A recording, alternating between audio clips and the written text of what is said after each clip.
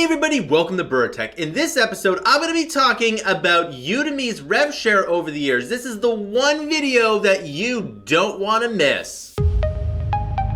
All right, welcome back. So let's take a look at the Udemy stock here. So it looks like an uptrend is forming. If we go from the bottom here, it's 16% up. And if we still go from the top here, though, we now have a down 40% down. It's better than, or 47% down. But as you can see, looks like in the last 5 days, things are kind of trending up. Let's go to the last month here. So we got 14 all the way up to about 15. And if we look at today, things have shot up quite a bit. Now, of course, things can't sell off forever. And the stock market seemed to be like it was selling off forever, even though today it looks like kind of a red day for everything. But it's still not really that down here. Things seem to be just a little bit down here. But the thing is that, you know, when I think the stock market was pricing in a 50 basis point rate hike, but that did not happen. And I think they were pricing that in for the next meeting, which is about 5 weeks away now. So they meet every 6 weeks or whatnot. So I expect, you know, things to kind of go up here. Of course, that's up to you, what you want to do here. But today, I want to talk about how Udemy compares in terms of rev share, and just compare it. And I'm going to go through the history too, because I've been on the platform basically since the beginning. And I'm going to talk about all the kind of different things that happened along the way. And I'm going to compare it to other marketplaces here, okay? And so let's go ahead. I've made this fancy little chart here. Now, the one thing that I always suggest Udemy does is that it mimics, well, basically all of these app stores up here and these marketplaces. These marketplaces, well, not only do they make more, but all the people that make the content for these platforms actually make quite a bit of money, right? So we have, you know, the App Store and Google Play, the two kind of mobile app stores. They have, the regular is 30%, and then the revenue is less than $1 million is 15%, right? And so that's kind of interesting that they do that here. So they take half the revenue for 15%. And this is because of the antitrust suits. I did read an article, which I should probably do a whole other Bura about, and I'll probably do it right after this video, is that 8 in 10 developers do want Apple and Google to change their to change what they're doing. That kind of makes sense. It is a little bit restrictive today. Like when mobile first came out, I could understand there's a technical argument for keeping things the way they are, but it's a completely different thing. Your phone is pretty much another part of your extension to the world, right? Like, you know, if I don't have a phone, you know, I can't get a rideshare, I can't get an Uber, I can't get any of these the accoutrement of society, right? So it's a lot more important than it used to be. And, you know, having the developers, the people that create the content, to be able to profit off of it, I think is a much better idea. The thing is like, I love using Apple stuff. It's great. I'm recording this on an iMac right now. And I'm probably going to get the new Mac Mini with 64 gigs of RAM with the new M1 chip. It's going to be awesome. I'm going to be very happy about it. And my Mac, I have all the freedom in the world to install whatever I wanted. So it can technically, it will be able to work for iOS devices as well. I personally like using my Mac better than iOS devices. That's my iPad and my iPhone. And I don't even think they call the iPad an iOS. They call it the Pad OS here. But 100% I would rather be on a desktop. And that's just me. And I like the system and I like the freedom of it as well. Now the other one that I talk about is Steam. Now Steam is obviously a great place for you to upload your PC game, and they basically take 30%, okay? And you know what? To be fair to all of this top row here, this 30% is it's not necessarily a bad number here. Like if I'm gonna upload an app to the App Store and it's gonna make a lot of money, you know, Apple needs to make money off of what we're doing as well. It's just that there needs to be other competition here. Like, if I was making an iPhone game, I might just upload it to the App Store. Even if there was competition, I just might upload it to the App Store, right? The point is that there should be competition here, and it looks like there's a lot of bipartisan support for this stuff, and as it should be here, okay? Let's go to Microsoft here. Now, Microsoft and Sony are similar here, but this is basically all of kind of Microsoft's products here. Most of them, it's like 30%. And then there's some special conditions with where I did some research. It's like, like they might drop it down to 25% if you make over $10 million or something like that. But basically, you just need to understand it's like 30%. And here, one of my favorite companies out there is Epic. And Epic, as you know, made Fortnite, and they have a ton of money, right? It's like one of the most popular games out there. And they have a game store, which I don't think is open to the public. I should probably do a whole other video about that. But they should really, they could give Steam a huge run for their money here, right? I don't really follow the space here, but I don't think the Steam community likes Epic that much. I think there's a little bit of animosity there. But anyway, 12%. And I don't think it's, they might charge credit card fees on top of that, so that might bring it up to a 15%. But that's pretty reasonable. Getting 88% of the revenue is quite nice. I think that's really good. Now, all of these things have one thing in common here, okay? Most of these big companies take 30%, and they might even drop it down a little bit here. But 30% is a very good number here. Now, I'm just, as I was doing this here, I just realized there was a mistake here, okay? So the original here, and I could probably even just call this like 2010, right? That would probably be good here. So in 2010, this is what the rev share was. We had organic and promotional. And there's another thing is like if you were, let's say, on Groupon or something, there was a different rev share. It was more than 30%. I think it was like closer to 50%. But basically that's what it was, right? It was a very easy and basic, it was, guess what? And I should probably actually change this to 30% here. That's exactly what it is. So they took 30%. Just to keep it in here, and then promotional they took 15. So if you don't know, Udemy does have a system where you can message your own backers, which is probably one of the only reasons why Udemy exists today. And anyone who wants to make a Udemy clone, you have to add that feature. That feature is to be able to message your own students and upsell courses for more money in your pocket. So it was 30% and 15%. And, and I think they included the credit card fees in that, right? So that's what it is. And then they changed it up in 2013. I can't quite remember what it was. But what I do remember from that time is that there was basically, they changed it up to, I think, to 50%.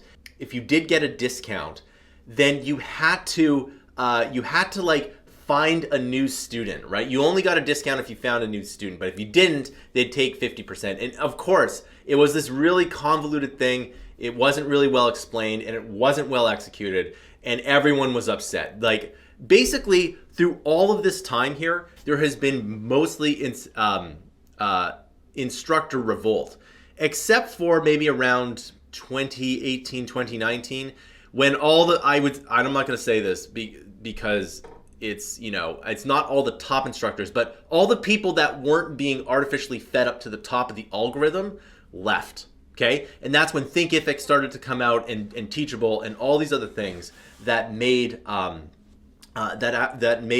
competition for Udemy. So this wasn't a good year, but I think somewhere after this, this might have been 2012. I can't exactly remember the years, but basically it's something very similar to this. Anyway, so in 2014, they changed it to what it was for a long, long time. And this worked out extremely well. And it wasn't as good as this, right? But, even this, it was like this for a long period of time. And even, so let's take a look at this here. So we had organic sales. So if someone came on the site and bought your course, they took 50%, right? And then, if they spent ads, right? So, Google ads, Facebook ads, etc., they'd take 75%. And this is not necessarily that bad because, it's 50% plus the 25% of ad spend. And they still kind of do this a little bit here, but they don't do ads as much as they used to. And that's kind of an issue.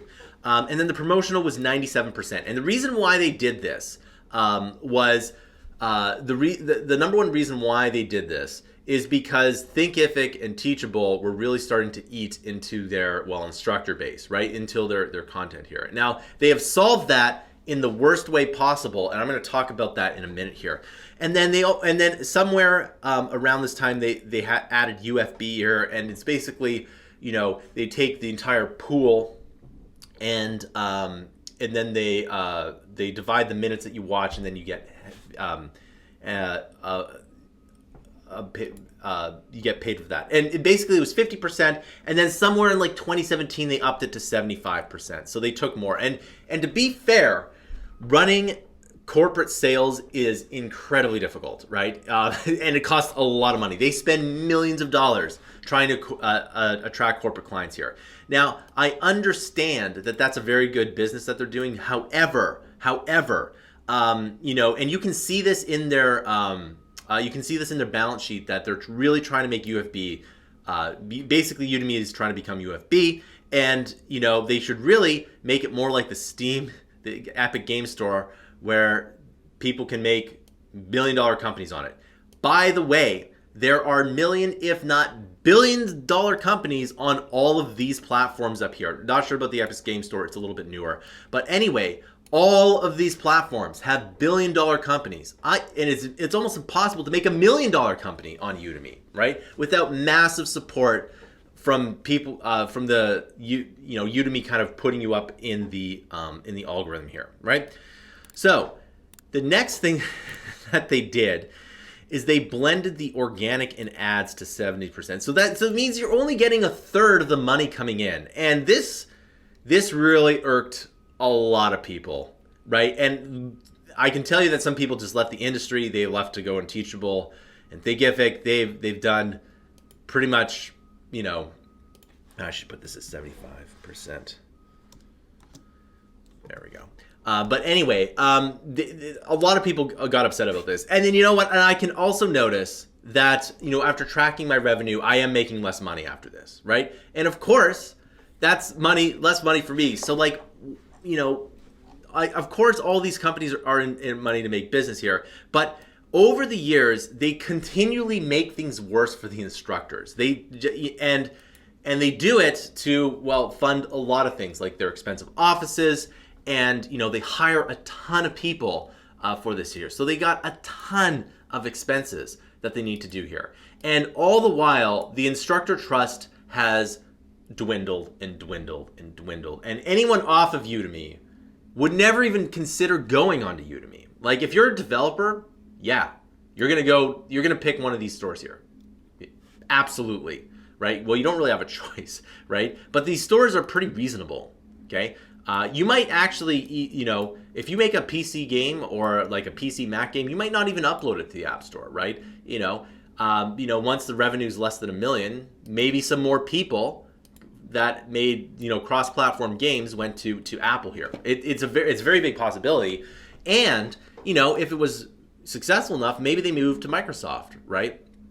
Maybe that was the thing that you did. And maybe by adding this 15% here, Apple saw more quality apps come on.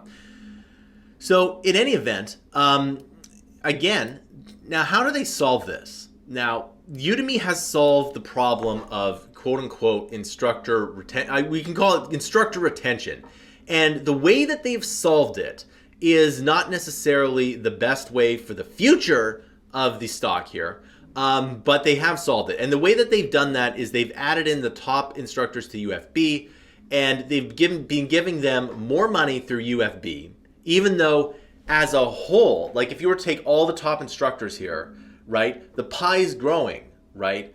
But the instructors are getting less and less of that pie, right? So if here's the total pie, the top instructors are getting less and less of the pie, but that pie is still growing. So they get more consistent revenue, even though it's like year over year, it's a little bit better. And the problem with that is that, again, top talent is going to leave. And I would argue it's already gone, right? So if you, just think about it. If you the investor, wanted to, if you look at these numbers, where would you invest in content production, right? Where would you invest in, the top thing? You wouldn't invest in Udemy. And that's the big problem.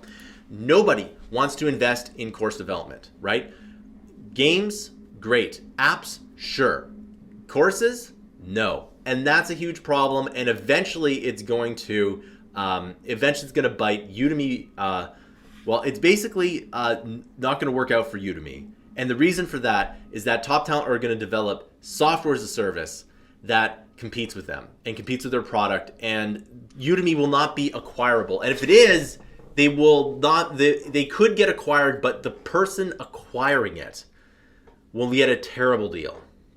Okay? And so this happens all the time here. And, you know, if you don't know, like Mark Cuban with broadcast.com, they sold it for a huge multiple to Yahoo, right? And then it never made its money back, right? It never made its money back at all. And that's a big problem. Well, for Yahoo, and Yahoo's, you know, and actually Yahoo almost acquired Google, which is kind of interesting because Yahoo was one of the top websites before Google and whatnot. So they almost acquired Google. They acquired a bunch of other companies that weren't worth what they're doing here. And so that could happen to Udemy here. Udemy could get acquired for like $3 billion today, but it's totally not worth that, right? And, you know, if they want to make it worth something, well, then they need to basically make content production more profitable, and they need to stop picking the favorites, right? They need to make the search algorithm on the marketplace based on sales. And if they do this, I bet you, you know, if they reverted back to, so, you know, if we were to say what an ideal rev share is, right? In fact, I'm going to type this out right now. So we're going to say ideal. The ideal rev share, okay, for them is, believe it or not, almost very close to this, right? It's very, very close to this here. So the ideal rev share, believe it or not, is organic, 30%, promotional, we'll say 95%, right? Or 94, okay? 94, 95%. And I'm just going to copy and paste this here. And the ads would be about 50%. Okay? That, if they were to do this tomorrow, okay? If they were to do this tomorrow, absolutely. You would start to see a lot better courses on the platform. You would also see a lot more revenue growth, okay? Hands down, right? Within a year of this, you'll see profits go up to the moon, right? But they won't do it. Now, let's talk about why they would do promotional at, let's say, 94%. Well, they take, you know, 3% for them, and then 3% credit card transaction fee, right? Oh, and one other thing I should mention is that the instructor pays for all the credit card transaction fees. So they constantly find a way to just, you know, nickel and dime the instructors kind of out of the platform here. And I just don't think for longevity here that that's what they should do. Now, of course, if they sell a lot more subscriptions, you might think that the stock will go up here. But again, the thing is that they could sell it, but it's not worth what it is, okay? This is the rev share that they need to do, okay? And then, you know, while I'm here, UFB, okay, 50%. And they also need to get rid of the personal subscription, which I believe is 75%. It doesn't matter what it is, they should just get rid of it, okay? Of course, with all the other things I'm talking about is the, for example, the allowing instructor subscriptions here. I can add in subscriptions on the App Store and Google Play, okay? I cannot do that on Udemy. And why not? What if my students want to get all access to all my courses? They don't want to do that on Udemy because they're selling a global subscription.